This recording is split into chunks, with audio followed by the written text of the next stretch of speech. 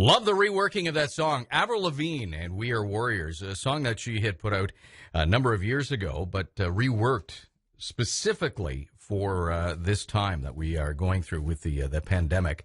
And indeed, we are warriors. Joining us on the phone right now is Xanthe Vander Gulik. Good morning. Good morning, Dan. How are you? So we were talking to your mom last week, and I was telling her that it is Pride Month, and because of the pandemic, there's no Pride Parade. There will be no parades, and flags are flying. But I think it's important to continue to talk about it throughout the month to remind people that flag, it's flying up there. What does it really mean?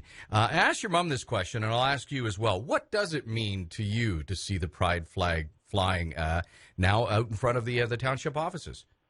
Well, it just kind of makes me feel as though I am accepted in this town, and the rest of my friends and everyone that I know who is part of this community, it just helps them know that they have people who support them and people who love them who are around this town, and especially helps in a small town as well.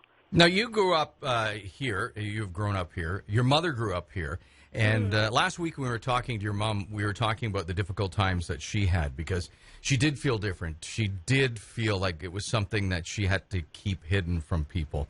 As a member of the LGBTQ community, how does it feel for you today? And are you able to talk to your mom about the differences, if there are differences? Yeah. Well, since I was born in the early 2000s, so the times have definitely changed. Also, my mom is part of the LGBTQ community, so I don't really have to worry about being accepted by her because obviously she would accept me. But even just, I guess it's kind of scary to be kind of out in a small town, especially when I was first kind of figuring out my sexuality. I have a girlfriend, and so when we were allowed to hang out before the pandemic, we would walk around town, and it was kind of scary to hold her hand or be around people. So even though the flags are flying and there is acceptance, it's kind of like a fear that's still there, even though it's kind of irrational, but I don't know. I was going to ask you, where do you think the fear comes from? Is it from you, or is it something you were feeling? I never really have had, much discrimination against me, but I've seen it against people that I love, so I guess it's kind of me wanting to protect them as well as me being scared that something would happen to me, even though nothing has really happened. Right. Did it change your life? I mean, your friends, your group of friends and family knew, but then it was in the last year on YouTube, you've made it very public. And did that make a difference? It actually made a difference in a very positive way, which I'm very happy about. Since last year, I've kind of been really out on YouTube trying to make videos to make people who are part of the community and even allies feel more comfortable with the idea of it. And so I've been getting really nice messages from people saying, hey, your videos really helped me feel like I belonged and everything. So I haven't really been getting any bad or negative feedback on it, so I'm really happy about that because I want to base my YouTube channel on positivity and bringing awareness and everything like that. So who are you interviewing? I'm interviewing people from the LGBTQ community.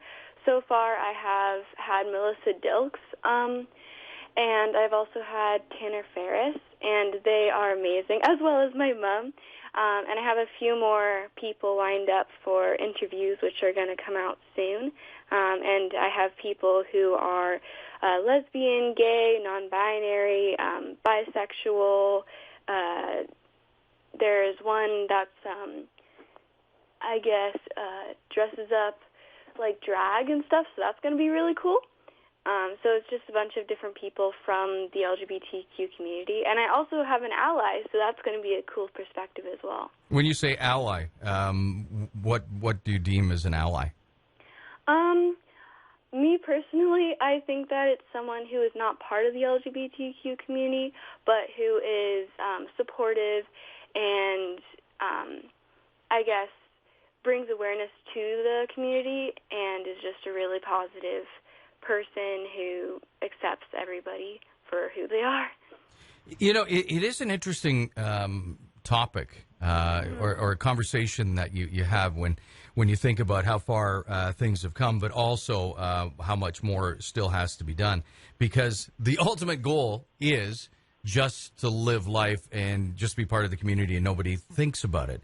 But still that importance of understanding for people who are not within the LGBTQ community that that things are not the same by being a member of that community. For sure. Now, have you ever found that, you know, whether it's a job or, any committee or something that you may have wanted to apply for that you weren't sure that maybe you were overlooked because of who you are? Well, I've had a couple jobs. I've had about 4 jobs since high school, but none of them I've really come out to, except if I've worked there for a long time, because it's not really something that I bring up, and it's not really something that I really think about, because I kind of forget I'm gay sometimes until someone says something. Right, which goes back to what we were talking about. The fact is, you just want to live part of the community, right? Exactly, yeah.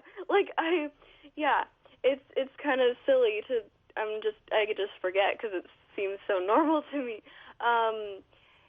But if I've worked with community care before for a co-op, and I don't know, they would always ask me, oh, do you have a boyfriend? And all of them are elders, so I would just say no, but I wouldn't clarify because it's not, I didn't really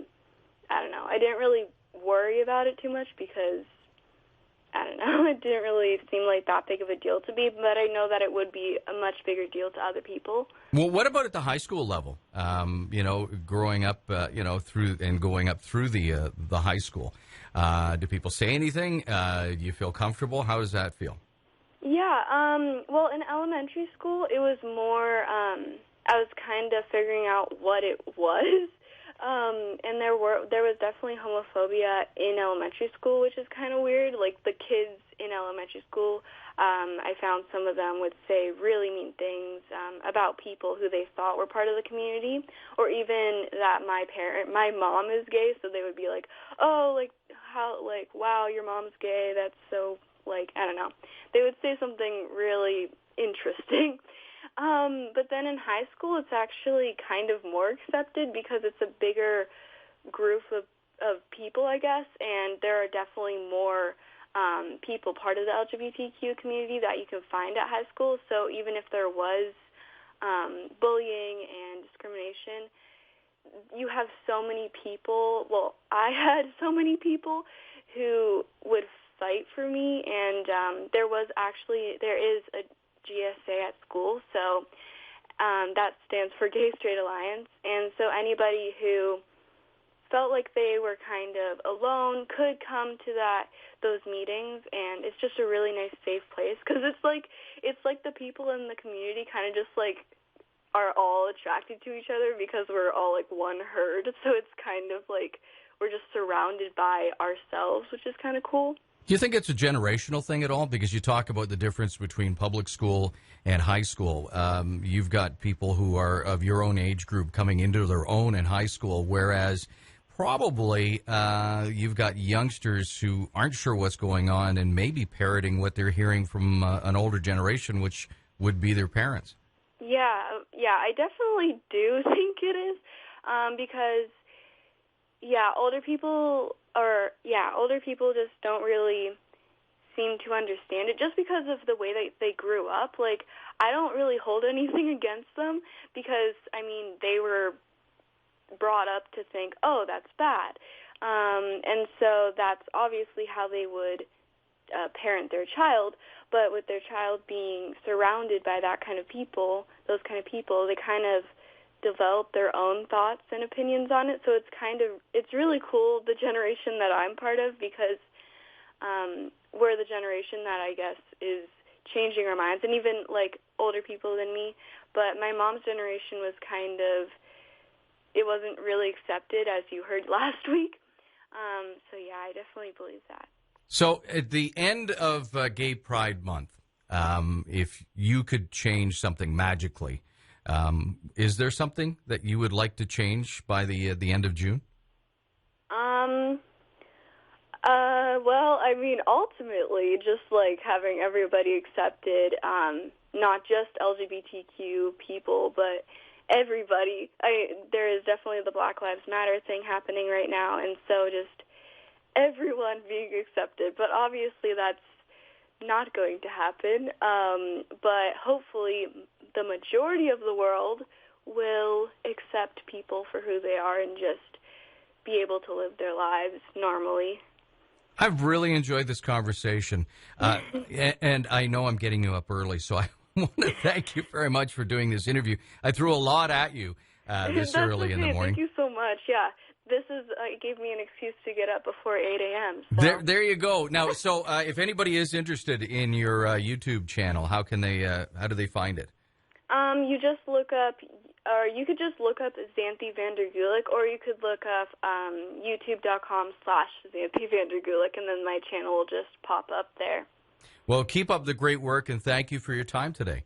Thank you so much. Take care. You too. Bye. Bye-bye. That is Xanthe Vander Gulik again, and her YouTube channel went up a little while ago, and she continues those interviews with members of the LGBTQ community.